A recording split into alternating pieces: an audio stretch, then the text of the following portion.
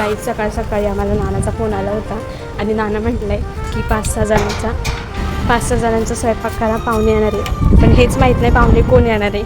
तो मोठा आम्हाला सस्पेन्स आहे. तर मी आता चालली आहे वरण्यासाठी हिंग आणायला. बघू कोण पाहुणे येते.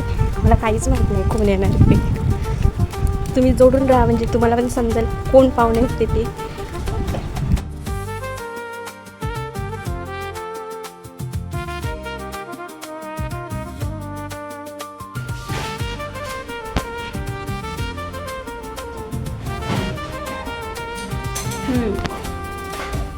आहे ग, बरोबर आहे. हो,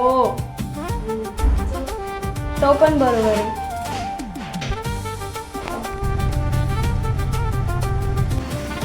काही जावं आताच कळलंय की ते कोण पाहुणे येणार आहे ते आईला माहिती. मतलब वो अलग ही लेवल का बंदा था. पण ते आमच्या दोघींना सांगत नाही, सस्पेंड होती. पण दीदीच्या अंदाजे अख्खी असावी. खाओ माँ कसम. आता मला पण तसंच वाटतं की अख्खी असेल. तर आता बघू कोण येते. म्हणली होती सोमवारी. म्हणली होती मग असेल बहुतेक अख्खीच असेल. कळलं तुला पण कळलं आणि मला पण कळलं. पण बघितलं का आईने आम्हाला सांगितलं नाही एवढं. आईला माहित होतं. फुल ऍक्टिंग करत आईची ऍक्टिंग. आईला आता एखादी सिरियल वगैरे भेटली पाहिजे अशी ऍक्टिंग, अशा लेवलची ऍक्टिंग आहे आईची. पण हे चुकीचं आहे आई, आम्हाला तू सांगायला पाहिजे होतं. तुम्हाला दाखवते दीदीने काय काय केले. हे वरण ते म्हणते सगळं झाल्यावर दाखवूया आपण. ठीक आहे जाऊ दे आता कळलं.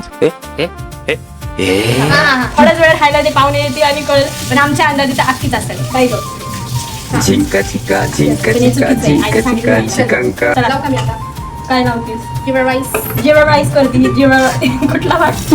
जिरा भात. चला आता बघू आपण कोण येईल. गाईज आमचा अंदाज एकदम बरोबर ठरलाय. बघा कोण आले.